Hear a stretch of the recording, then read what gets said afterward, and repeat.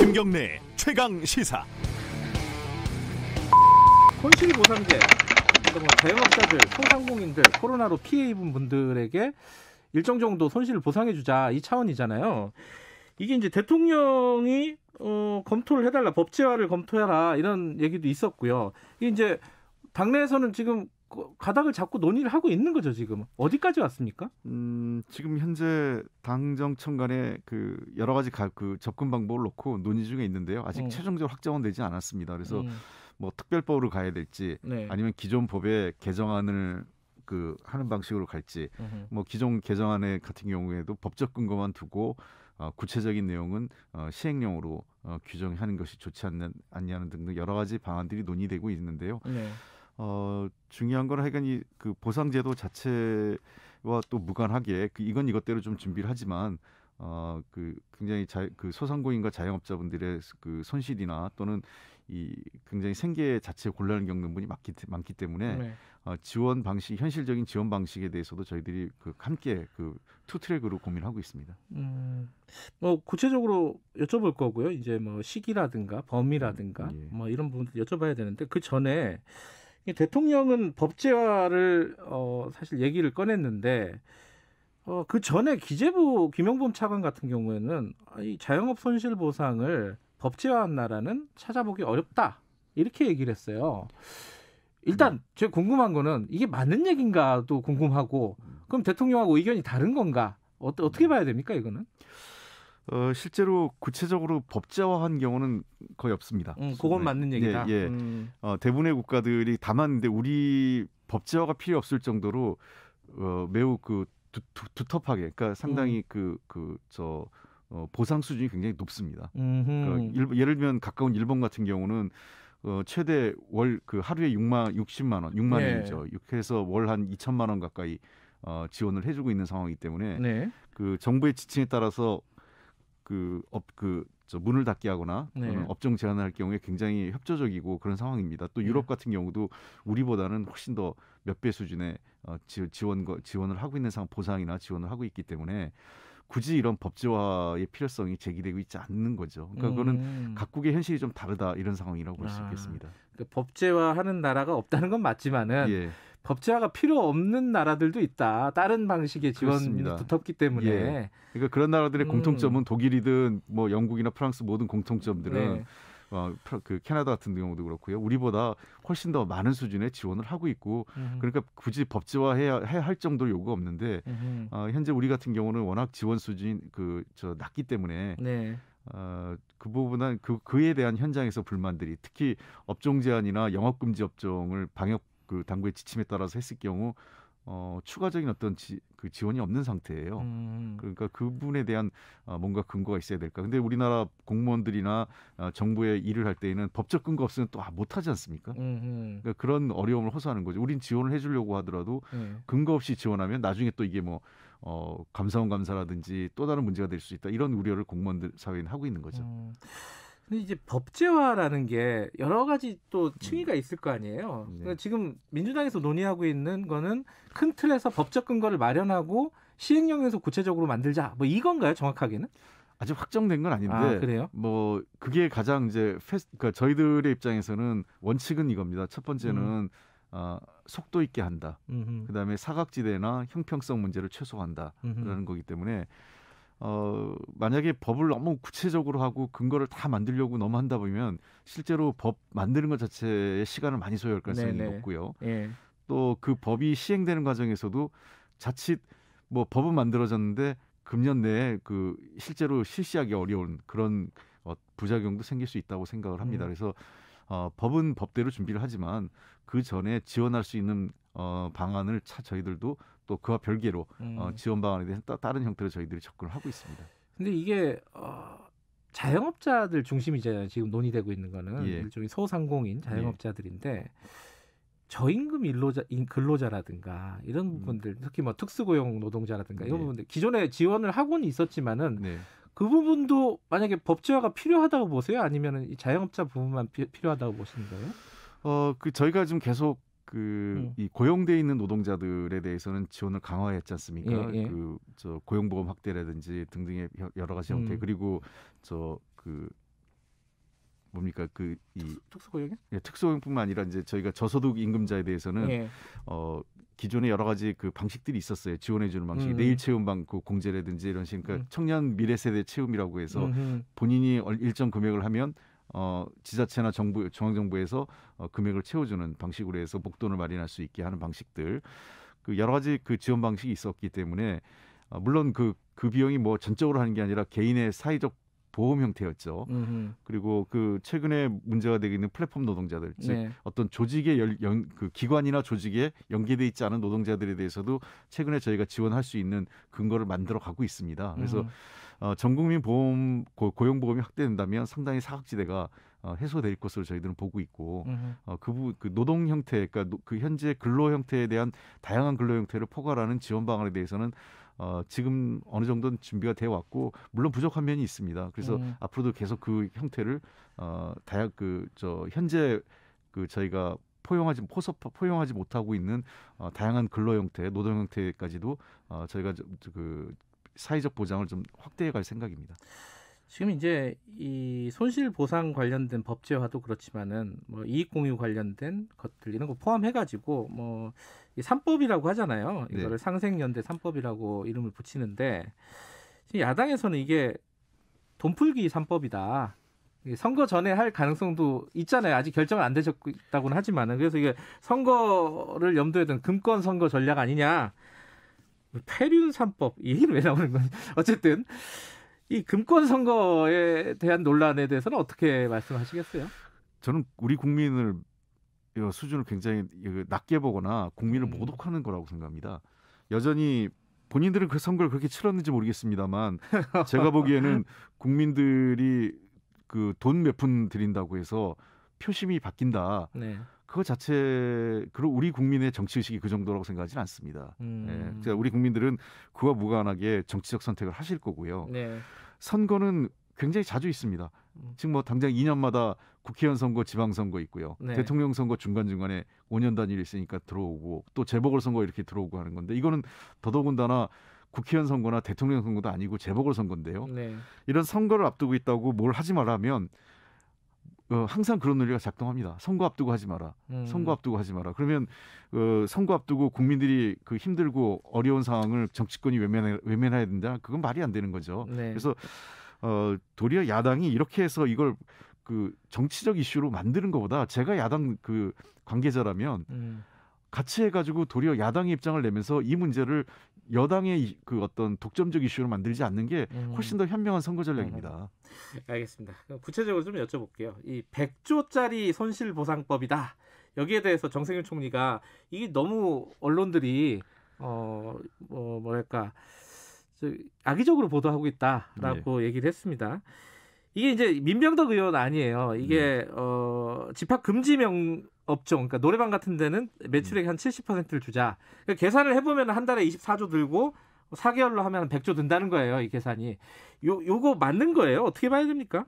그건 이제 민병덕 의원 아니고 그 당의 공식 입장은 아닙니다. 네, 그러니까 저 정세균 총리 입장에서는 당연히 당정청 간에 합의되지 않은, 그러니까 물론 뭐 그 민병덕 의원도 우리 민주당 의원이기 때문에 네. 뭐 그 안을 우리가 검토는 해야 되겠지만 특정 의원의 안을 갖고 마치 그게 전체 민주당의 입장인 것처럼 보도하는 것은 잘못됐고요. 네. 도리어 100조짜리는 보니까 그 국민의힘의 그 우리 김종인 위원장님이 말씀하셨어요. 100조 얘기를.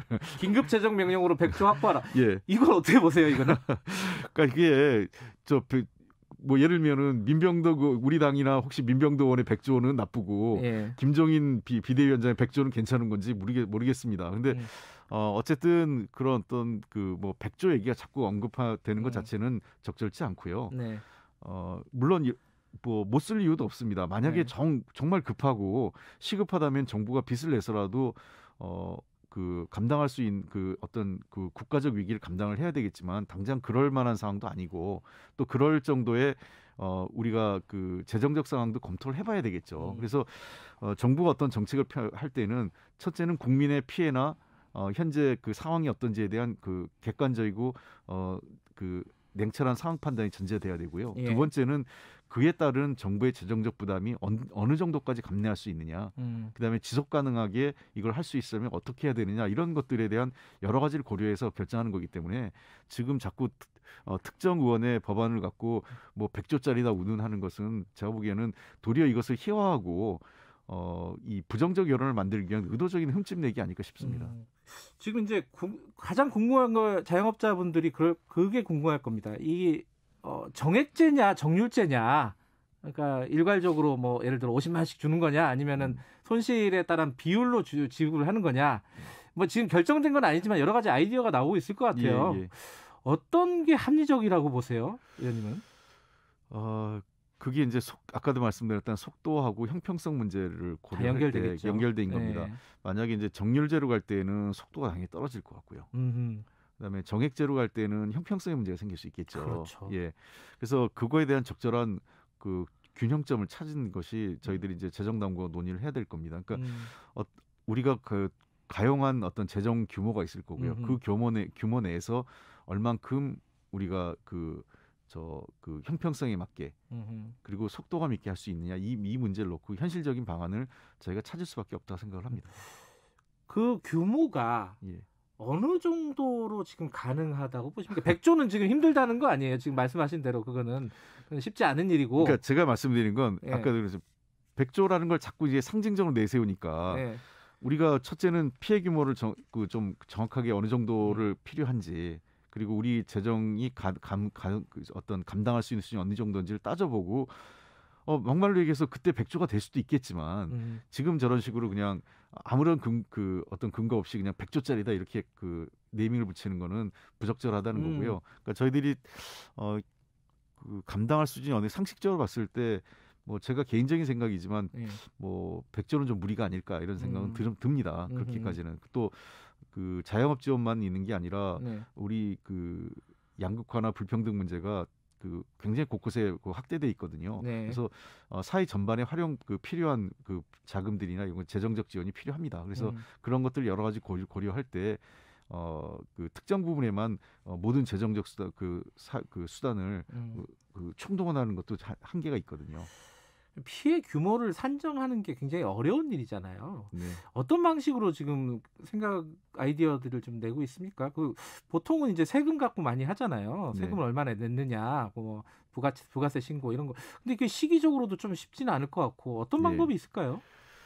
그 여러 가지 방안을 좀 고민해봐야 되겠습니다만, 뭐 직전 연도의 매출 규모도 있을 거고요. 여러 가지 지금 뭐 나오고 있는데, 그게 이제 그건 정률 지원이란 그 가정하에 그렇게 이루어지는 거니까, 뭐 우리가 지금 이미 소상공인에 대한 지원이 몇 차례 있었지 않습니까? 최근에도 지금 3차 지원금이 지금 이루어지고 있기 때문에 만약 그 기준에서 조금 더 이 지원 규모 그 수준을 좀 더 상향해서 할 수만 있다면 할 수 있는 것도 저희들이 고려해보고 있는 그거는 겁니다. 정액제를 말씀하시는 그렇습니다. 거고요. 예. 지난주에 저희들 인터뷰하면서 그 은행 이자에 대한 얘기 하셨어요. 이것도 사실 자영업자들하고 다 맞물려 있는 얘기이기도 한데 은행 이자를 뭐 제한하거나 멈출 필요도 있다. 요 얘기 듣고 은행권에서 굉장한 반발을 했습니다. 이게 추진하시는 거예요, 이거는? 이미 하고 있지 않습니까? 어떤 부분이요? 그 작년 4월부터 이미 시행되고 있는 거였고요. 이게 3월 말로 지금 중단될 예정이었어요. 그러니까 시한이 6개월 단위로 연장되고 있는데 구체적으로 어떤 거였죠? 그 대출금 그 소상공인 자영업자들 대상으로 해서 코로나 상황에서 어려움을 겪고 있는 소상공인이나 자영업자들에 대해서 대출금과 이자를 상환을 유예하는 겁니다. 유예하는 거. 그러니까 제가 얘기한 거 똑같이 이자를 잠시 멈추는 거죠. 그게 4월부터 해서 작년 9월로 1차 했고요. 9월부터 또 6개월 연장해서 금년 3월 말인데 그거를 좀 더 연장하고 필요하면 조금 확대하는 방안도 고려해보자 이런 얘기를 한 거고, 은성수 금융위원장이 바로 그 연장 발표를 했습니다. 아니 제 얘기는 이자를 좀 줄이거나 뭐 이런 방법은 또 고려하고 있지 않느냐 이런 말씀을 여쭤보고 있거든요. 그 방법도 고려는 해보는데 그 경우에 예를 들면 전적으로 뭐 은행권이 감당할 수 있는지 또는 은행권이 감당이 어려우면 일부 공적 자금을 활용해서 이자, 우리가 흔히 지금까지도 하는 방식이 정책 금융이라고 해서 정책 금융에서 굉장히 금리를 낮춰서 하고 있지 않습니까? 예를 들면 뭐 그 저소득층에 대한 지원이라든지 어떤 금융 지원이라든지 미소금융 등등 여러 가지 우리가 할 때마다 정책금융을 통해서 이자율을 낮췄잖아요. 네. 그런 방식으로 하겠다는 그 얘기를 한 건데 그거를 뭐 새삼스러운 것도 아닌데 갑자기 그렇게 활짝 놀라가지고 저는 좀 이해가 안 되는 게 그 기사를 보면서 특히 경제 언론하고 일부 조중동 중심으로 나온 언론을 보면 다 은행의 입장이에요. 기업의 입장이고 실제로 그런 금리나 이자로 인해서 고통받고 있는 사람들의 입장을 그 균형 잡히게 써주지 않아요. 한국 경제는 은행과 기업만 있는 게 아니라 실제로 서민과 중산층 그리고 중소자영업자와 소상공인도 있는 겁니다. 그분들의 입장에서 나온 기사를 제가 볼 수가 없어요. 어쨌든 간에 지금 2월 국회에서는 지금 말씀하신 손실보상제는 입법화를 시킬 계획이에요? 그 최대한 빨리 협의해서 방안을 마련하고요. 아까도 말씀드렸지만 그 입법 자체가 지연됨으로 인해서 그 지원이 늦어지는 방식이 돼서 곤란하다 이런 생각을 갖고 있어요. 그래서 그 문제와 별개로 또 입법은 입법대로 그다음에 지원 방식에 대해서는 또 우리가 또 다른 방식도 같이 고민하고 있습니다. 시기를 못 받기는 힘드신 모양이네요. 지금 말씀하시는 거 보니까 그렇죠. 예, 국회 입법 사항이라는 게 저희들 뜻대로 되는 게 아니기 때문에. 예.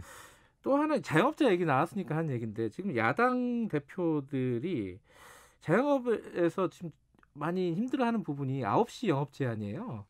물론 이제 5인 이상 모임 제한도 있고 이 부분 특히 9시 영업 제한은 비과학적이다, 비상식적이다 이러면서 철폐를 하자 이런 얘기를 하고 있단 말이에요. 어떻게 보세요 이 부분은?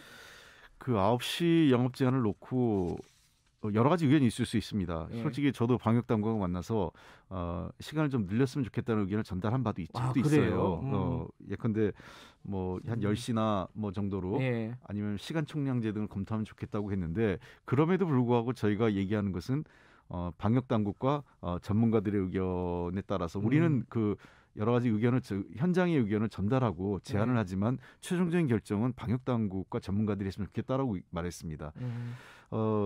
왜 그 방역 당국이라고 여러 가지 고민을 안 하겠어요. 근데 전문가들이 강하게 권고하고 있고 현실적으로 그 5인 미만과 9시 영업 제한이 굉장히 효과를 거두고 있다고 평가를 하고 있어요. 전 북반구 지금 지구 북쪽이죠. 나라 중에서 방역이 그 사회적 거리를 두기를 통해서 봉쇄가 아니라 사회적 거리를 통해서 지금 통제하고 있는 나라는 대한민국 거의 유일합니다. 가까운 일본만 해도 하루에 7, 8천 명이 나오고 있고 미국이나 이런 데는 미국은 20만 명이 넘지 않습니까? 영국도 한 5만 명 이상 나오고 있는데 만약에 사회적 거리두기를 완화했을 때 9시나 5인 미만 철폐했을 때 혹시라도 이 동일한 유사한 상황이 벌어지면 뭐라고 그러겠습니까? 방역이 실패라고 그러지 않겠어요? 그래서 저희는 야당 의원들도 얘기를 하실 수 있지만 그것을 마치 그 본인들이 뭐라고 그랬습니까? 전에도 얘기할 때마다 방역 전문가들의 입장을 들으라고 맨날 우리한테 그 공고하지 않았습니까? 의견은 얘기할 수 있지만 그렇게 막말 수준의 그 정치적 공세하지 마시고 의견을 제안하시고 방역 전문가들과 방역 당국의 판단을 존중해 주시길 부탁드립니다. 알겠습니다. 여기까지 듣죠. 고맙습니다. 알겠습니다. 정책 얘기도 좀 여쭤볼게요. 지금 이제 자영업자들 손실보상 문제가 국회에서 논의를 하고 계시잖아요. 네네. 근데 이게 이제 두 개 다 문제입니다. 이게 시기를 어떻게 할 거냐, 시기는 이제 선거 전에 할 것이냐, 이게 하나가 있고, 그리고 대상이나 이런 거 소급 적용은 또 어떻게 할 것이냐, 여기에 대한 입장은 어떠십니까 지금? 우선 뭐 시기 문제는요. 지금 뭐 저도 제 동네에 자영업 하시는 분들 정말 보면 눈물이 납니다. 정말 거의 1년 동안 영업을 제대로 못하고 무슨 예를 들어서 태권도 도장이다 뭐 이런 양수한 학원들 하는 분들 지금 보면은 정말 하루하루가 죽음과 같은 날들인데요. 그래서 저는 우리 그 자영업 하시는 분들의 이 정말 절망적인 상황을 우리가 이건 정치적으로 좀 판단하지 않았으면 좋겠습니다. 그분들은 지금 하루라도 빨리 실질적인 조치가 뭐 추가적으로 있어야 된다. 이런 분위기라는 것을 감안해서 우리 또 그러나 뭐 저희가 만약에 4차 추경을 한다 하더라도 여러 가지 절차가 있기 때문에 시간이 상당히 소요됩니다. 그래서 뭐 저는 그 절차는 빨리 시작을 해서 빨리 하는 게 좋다 이렇게 생각하고요. 그 다음에 이 재난 그 손실 보상에 대해서는 소급 입법이냐 아니냐 이런 문제가 있는데 저는 그 논쟁의 대상이 되지 않는다고 봅니다. 이게 이제 소멸 입법으로 했을 경우에 문제가 될 수도 있으니까 일단 법을 만들어 놓고 예를 들어서 4차 재난지원금 지급할 때는 그 법의 기준에서 하면 되는 겁니다. 그래서 저는 뭐 그것이 이게 소급해서 할 거냐 안 할 거냐는 쟁점이 아니다 이렇게 좀 말씀드리고 싶습니다. 이제 재원이 큰 문제잖아요, 사실은. 네네. 그래서 지금 국민의힘 김종인 위원장은 긴급 재정명령으로 대통령이 뭐 100조를 마련해야 된다라는 얘기도 하면서 영수회담 하자 뭐 이거거든요. 요거는 어떻게 가능성이 있다고 보세요? 저는 적극적으로 지지를 하고요. 아 그래요? 규모나 뭐 이런 것에 대해서는 지금 저는 대통령과 또 정부에서 최선을 다하고 있다고 봅니다. 그래서 이게 이제 우리가 예상하기는 저는 한 2월 달 되면 치료제도 나오고 백신도 주사가 되고 환자 수도 좀 많이 떨어지고 이렇게 해서 이제부터는 좀 정상으로 돌아가겠구나 이런 어떤 희망을 국민들이 갖게 될 거라고 봅니다. 그런데 문제는 경제적인 측면에서 특히 이런 방역 때문에 피해가 발생하는 이 업종이나 자영업 여기에 대해서는 저희가 지금 좀 웬만한 지원으로는 저는 안 될 거라고 보거든요. 그래서 이런 문제는 뭐 저 야당하고 협의를 해서 얼마든지 정말 그 정부가 감당할 수 있는 규모에서 이렇게 할 수 있다고 보고요. 뭐 그런 것은 좀 논의를 국회에서 하면 됩니다. 그리고 정부가 그걸 수용하고 그렇게 되면 훨씬 더 좀 이런 문제들을 좀 정략적으로 바라보지 않고 어떤 국민들에게 희망을 줄 수 있는 그런 통합의 정치가 가능하지 않겠습니까? 저는 그렇게 될 수 있으면 좋겠고요. 지금 뭐 액수를 이렇게 뭐 100조다 뭐다 이거를 어떤 근거와 어떻게 하겠다는 그런 구체적인 내용을 가지고 저는 하신 건 아니라고 이렇게 생각이 되고요. 그거는 우리가 논의를 해봐야 됩니다. 그리고 이제 필요하면 정말 또 필요하다면 우리 국민 전체에 대해서도 경기 진작의 차원에서 적정한 시기에 뭐 그런 것도 필요하다 이렇게 보기 때문에 그 어떤 범위와 그 대상 이런 것들은 여야가 좀 더 그 현장에서의 여러 상황들을 아무래도 광범위하게 이렇게 경험하고 있기 때문에 그런 걸 감안해서 여야가 어떤 단일화를 만들어낼 수 있으면 정말 바람직하다고 봅니다. 알겠습니다. 네네.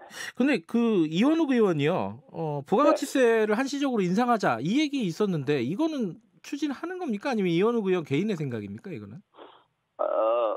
저도 뭐 개인적으로 그 좋은 아이디어라고 생각을 합니다. 그래서 이제 그러나 이것도 좀 국민적인 합의와 동의 이런 것들이 필요하고 또 그러려면 여야가 가능하면 함께 좀 합의를 해서 국민들께 우리가 호소하면서 일정 기간 이런 걸 좀 함께 해보자. 그게 어떤 사회적 연대에 호소를 하는 것을 국회부터 출발해야 될 거 아닙니까? 한쪽에서는 하자 그러면 또 그걸 어떤 특집을 잡아가지고 그걸 못하게 하고 이렇게 돼서 사회적 갈등만 이렇게 심화되는 이런 것은 안 되고요. 저는 뭐 그런 이원욱 의원이 제안한 그런 방안도 검토해 볼 수 있다 이렇게 생각합니다. 저는 뭐 적극적으로 평가하고 있습니다. 더 나은 미래를 위해 오늘의 정책을 고민하는 시간입니다. 김기식의 정책 이야기 식스센스 김기식 더미래연구소장님 나와 계십니다. 안녕하세요. 예, 안녕하세요. 오늘 할 얘기가 많네요. 이 특히 이제 손실보상제 자영업자들이나 소상공인들에 대한 어떤 손실보상제 이게 국회에서 얘기는 되고 있는데 뭔가 명확하지가 않아요. 말들이 너무 많아가지고 여기저기서 이걸 좀 정리를 해볼게요. 지금 뭐 일단 기본적으로 민주당에서 논의되고 있는 안 중에 하나는 손실액의 70%, 60% 뭐 이렇게 차등해서 지급한다. 어떻게 생각하십니까? 이런 안들에 대해서 그러니까 기본적으로는. 그게 이제 매출액 손실의 70% 최대 70%인데 그건 좀 적절하지는 않은 것 같습니다. 왜냐하면 매출액이 다 이익은 아니잖아요. 그러니까 이제 소위 매출액이 있고 그 다음에 거기에는 이제 비용이 뭐 인건비라든가 임대료라든가 재료비라든가 뭐 공과금이나 이런 재료가 나가고 나서 이제 수입이 생기는 건데 영업 금지를 당해서 이제 영업을 안 하면 되게 이제 사람도 줄이고 재료비는 안 들어가고 공과금도 이제 아예 문을 안 여니까 전기료도 안 나갈 거고요. 그런 점에서 보면 손실보상이라는 거는 이제 이익을 기준으로 해야 되는데 이거를 정확히 법적인 손해배상의 개념으로 가져가는 거는 저는 어렵을 거라고 봅니다. 왜냐하면 그러려면 보통 민사에서 손해배상을 할 때는 손해사정인을 통해 가지고 도대체 손실이 얼마인지를 다 이렇게 가려야 되거든요. 근데 이게 지금 저희 자영업자가 560만 명인데 그 560만 명 중에서 뭐 물론 영업 금지나 영업 제한을 당한 데는 한 100몇만 명 됩니다만 그 숫자만 하더라도 구체적으로 실질적으로 손해가 얼마인지를 계산해 내려면 아마 올해 다 지나가도 손실보상금을 지급을 못할 겁니다. 현실적인 문제도 있네요. 그렇죠. 그래서 그런 점에서는 매출액이 이익이 아니기 때문에 매출액을 기준으로 하는 것도 불합리하고 동시에 그거를 엄밀하게 따져서 계산한다고 하면 이건 시간과 이 비용 그다음에 이 절차 그다음에 얼마나 많은 분쟁이 생기겠어요. 아 그렇죠. 예. 이제 왜냐하면 소득 주장을 하는데 작년도에 당신 종합소득세로 신고한 금액하고 다르다 이러면 이제 당국하고 그 해당 자영업자 간에 끊임없는 분란이 생길 거기 때문에 그런 방식으로는 어려울 거라고 봅니다. 어떻게 해야 돼요? 이게 뭐 지금 아까 말씀드린 뭐 매출이 됐든 이익이 됐든 여기에 몇 %를 준다. 이거는 이제 정률제잖아요. 네네. 정액제로 가야 된다고 보세요. 그러면은? 그러니까 지금은 제일 중요한 게 전 신속성이라고 생각합니다. 이제 문 닫고 있는 사람한테는 어쨌든 간에 먹고 살 수 있는 돈을 빨리 그렇죠. 주는 게 제일 중요하기 때문에 그래서 정확한 계산을 하기가 어렵다. 그나마 제일 명확한 건 뭐겠어요? 임대료는 문 닫았는데 나가는 돈이 딱 임대계약서에서 확인되잖아요. 그렇죠. 그러니까 임대료에 대해서는 확실히 보전을 해주고 그 다음에 이제 일을 못한 거잖아요. 그러면 일을 못 했을 때는 최소한 일을 했을 때 받을 수 있는 최저임금이거나 혹은 도시근로자 그 평균 임금, 네. 그러니까 그냥 일하는 사람들의 평균 임금 정도, 그러니까 그게 당연히 더 높겠죠. 최저임금보다는 그런 정도 선에서 주는 것으로 대신에 이렇게 하면 이제 간명하니까 빨리 드릴 수 있는 거죠. 이 그 소급 적용은 어떻게 보세요? 이게 좀 지금 뜨거운 감자인데. 저는 그 논란을 굳이 할 필요가 있을까 싶어요. 그러니까 소급이냐 아니냐 할 거 없이 영업 금지나 영업 제한 업종이 뭐 그때그때 다른 게 아니었잖아요. 그러니까 네. 이제 지금도 영업 금지나 영업 제한을 앞으로 전에도 당했고 지금도 당하고 있고 앞으로 당할 분들이니까 네. 그걸 뭐 과거에 대한 소급 적용이냐 미래냐 따지지 말고 현재 영업 금지 업종으로서 영업 금지를 당했던 그리고 지금도 그러고 있는 또 영업 제한하고 있는 데에 대해서는 그냥 포괄적으로 지원하는 방식으로 이게 소급이냐 아니냐 이런 논란하는 거 자체가 제가 보기엔 좀 부적절해 보인다. 재원은 이제 국채 발행을 해야 되나 뭐 긴급 재정 명령을 하자 뭐 네, 여러 가지 얘기 나오고 재원 마련은 어떻게 해야 되나요? 재원은 현재로서 이제 추경을 통해서 해야 되는데 이제 국채 발행이 불가피하겠죠. 다만 이제 이 지금 뭐 보편이나 선별이냐 지금 논란도 어떻게 보면 효율성 측면이나 피해받은 분들에 대한 계층적 지원으로 보면 선별해야 된다는 게 맞는데도 불구하고 이 그 보편 지원이 자꾸 얘기되는 이유는 뭐냐면 지원 수준이 너무 작은 거예요. 그러니까 오히려 피해 계층에게 과감하게 폭넓게 두텁게 지원해주면 이 보편 선별 논쟁도 다 정리가 되거든요. 그러니까 최소한 지금 자영업자 손실보상이 제일 컸던 1차 재난지원금 규모가 14조 3천억이었는데 그거보다는 훨씬 많이 한 20조쯤 확실하게 자영업자한테는 지원을 해주는 이런 대책을 취하는 게 맞다. 그런 점에서 아까 말씀드렸던 것처럼 좀 더 과감하다면 최저임금 기준이 아니라 도시근로자 평균 임금 수준으로 에다가 이제 임대료를 지원해주는 이런 방식으로 임대료라는 건 또 그 사업장에 따라서 편차가 있으니까 그러니까 손실과 관련해서 보더라도 일정한 정률적 성격과 정액적 성격을 혼합할 수 있는 거죠. 임대료는 정률적으로 하고 지원금은 이제 그 정액으로 하는 방식, 그것도 도시근로자 평균임금 방식으로 취하면 그거에 필요한 재원은 충분히 계산이 되거든요. 왜냐하면 임대료 다 신고돼 있으니까 계산이 가능하니까 그런 정도 규모에서 정하는 게 옳지 않을까 싶습니다. 지금 들어보니까 유연하고도 신속하게 뭐 이런 말씀이신 것 같은데. 네네네. 근데 지금 선거가 코앞이잖아요. 네네네. 야당에서는 이건 하필 시기가 그렇게 됐어요. 네네네. 이거 금권 선거 아니냐? 이거 어떻게 봐야 돼요, 이거는? 아니 지금 저 김정인 위원장도 오히려 더 나가서 100조 만들어서 하라 이렇게 하고 있지 않습니까? 뭐 본인들이 주장하면 선거용이 아니고 여당이 하면 선거용이냐 이렇게 볼 수는 없는 것 같고요. 다만 이제 입법적 방식을 취했을 때 오히려 늦어질 수 있는 부분이 있습니다. 그래서 이제 둘 중에 하나를 선택해야 됩니다.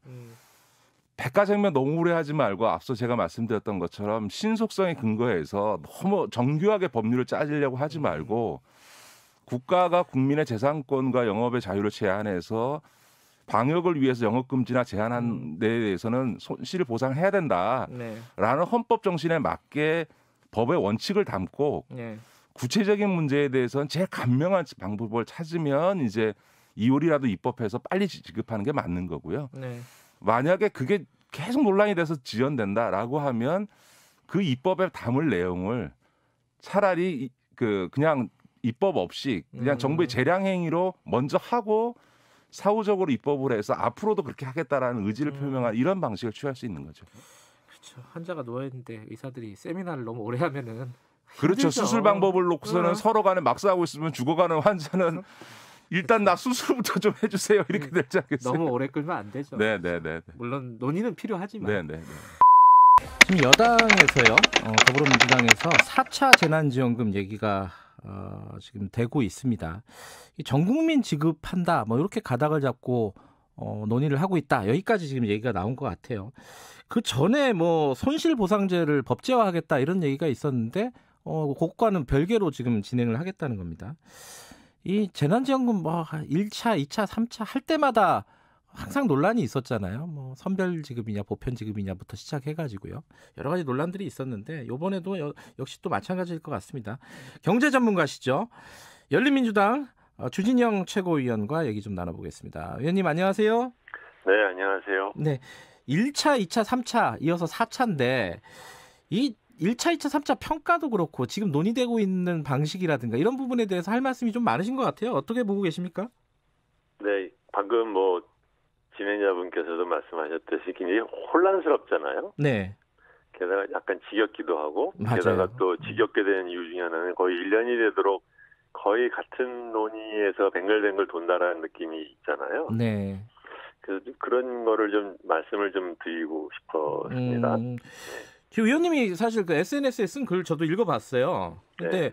그 얘기를 쓰셨더라고요. 일회성 지원금보다는 지속적으로 지급하는 체제를 만들자. 네. 이게 구체적으로는 어떻게 하자는 거예요? 구체적으로 하자라는 게 어떻게 한다는 얘기냐면 지금 보시면은요. 네. 그 문재인 정부는 지금 그 코비드-19이 19가 확산할 때마다 그때마다 한 번씩 일시적인 재난지원금을 지급을 했잖아요. 네.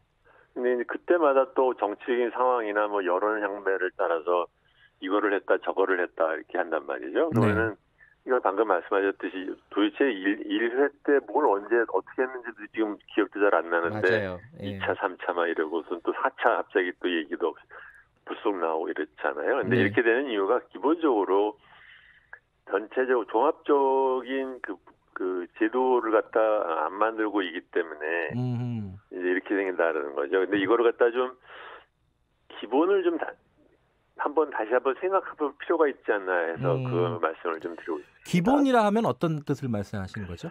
네, 이번 이제 코로나19 사태라는 거는 누가 무슨 인터넷 버블이니 뭐 서프라임이니 이런 걸로 해서 사람들이 일을 벌이다가 일종의 이제 자업자득에 가까운 경제 위기가 아니라 외부에서 갑자기 휙 닥친 거잖아요. 네.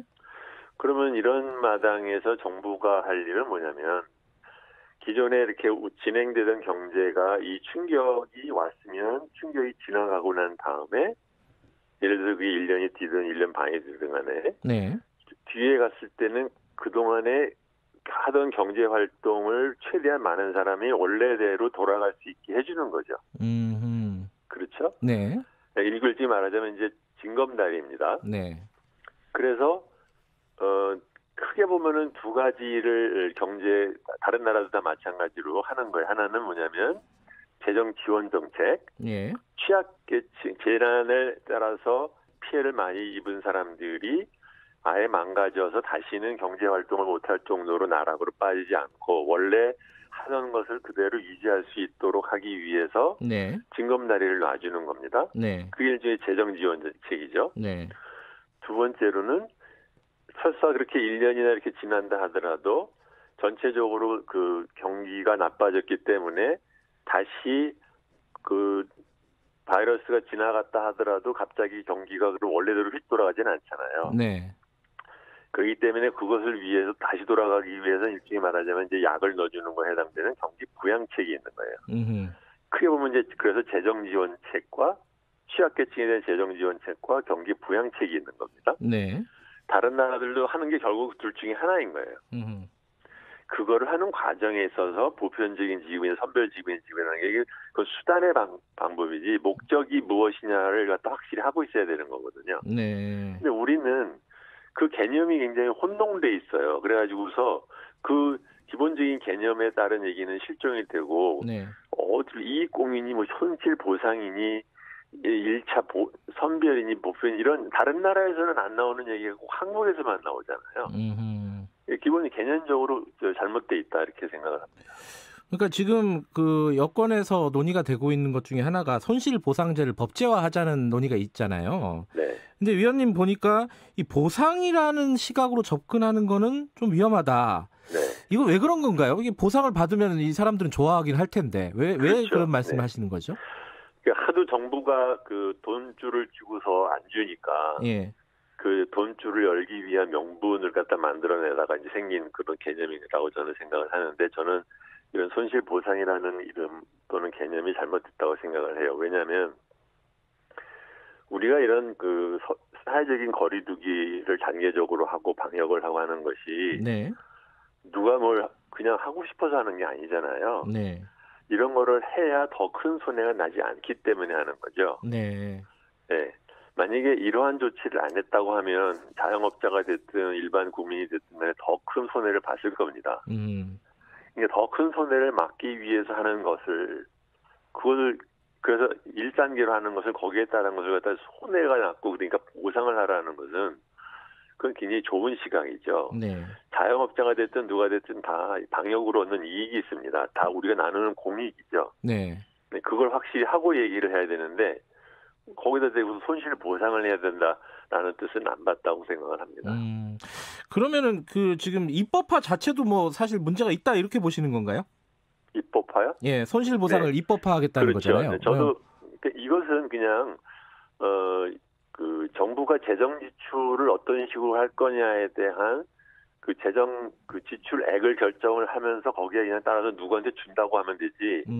그것을 갖다 갖고서는 무슨 이 국가가 어떤 의무에 있어서 한다라는 식으로 말을 하면 그러면 훨씬 더 정직적이 되기 쉽습니다. 그래서 이제 원래대로 질문을 돌아가면 일시적으로 하지 말고 기간을 두고 하거나 아니면 방역 단계가 어느 정도 유지되는 동안에는 지속적으로 돈을 지급하는 게 맞는 거죠. 왜냐하면 우리 원래 말씀드린 것처럼 이게 일종의 말하자면 재난 지원이라는 것은 네. 그 재난이 지속되는 도중에는 줘야 되는 거 아닙니까? 네. 근데 왜 한 번 주고 맙니까? 그렇죠. 계속해서 지속되고 있는데. 근데 이제 항상 줄 때마다 논의가 되는 것 중에 하나가 네. 쟁점이 되는 것 중에 하나가 재정 건전성 문제잖아요. 네. 이렇게 계속 이렇게 퍼주기 하면은 나라 국가는 어떻게 되는 거냐 이 걱정 때문에 네. 이게 지속적으로 못 준다 이런 뜻 아닌가요? 이건 걱정이 없는 겁니까? 지금 말씀하신 대로 하면은?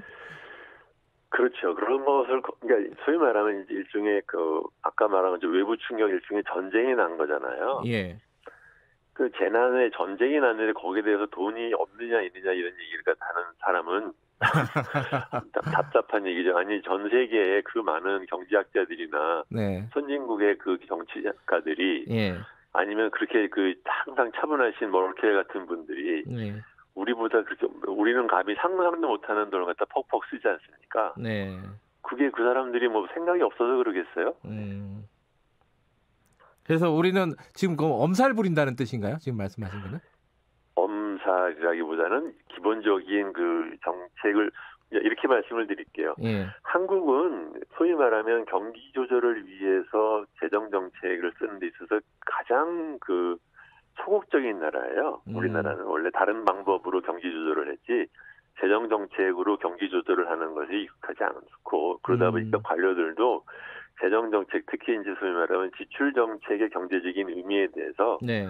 제가 보면 좀 잘 모른다라는 생각을 할 때가 많습니다. 익숙하지가 않은 거죠. 잘 모른다. 네. 근데 좀 지금 말씀 듣다 보니까 좀 답답한 게 지난해 이제 1차 때는 좀 많이 혼란스러웠다고 치더라도 2차 재난지원금 같은 경우에 이제 9월 정도에 있었잖아요. 네. 그때 논의가 되는 걸 보고 야 이거 좀 시스템을 마련해야 되는 거 아니냐 이런 얘기가 그때도 나왔었어요. 사실은. 네. 근데 그로부터 지금 한 6개월 이상이 지났단 말이죠. 그러니까요. 네. 그럼 뭐가 문제입니까? 이게 정부가 무능해서 그런 거예요? 아니면 관료들이 안 움직여서 그런 거예요? 진짜 돈이 없어서 그런 거예요? 이유가 뭐라고 보십니까? 관료들의 무능 또는 기본적으로 저는 경제 총리를 잘못 뽑았다고 생각을 해요. 홍남기 부총리요? 네. 구체적으로 어떤 부분이 부족하다고 보시는 겁니까? 그러니까 아까 말씀드렸듯이 우리나라는 기본적으로 경기 조절을 네.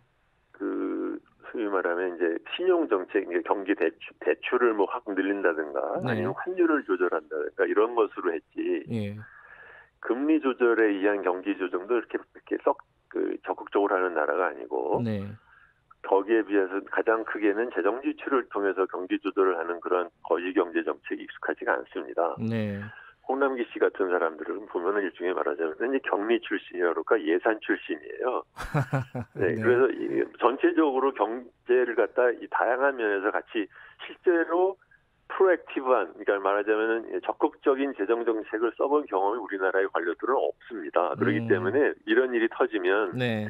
항상 우선 말하자면 움츠러들고 아니면은 이게 너무 그 사람들이 생각 없이 우리 돈을 갖다 뺏어가는 거 아니냐라는 경리 출신의 그 깊은 사고 방식이 머리에 뱉다가 되는 거래요.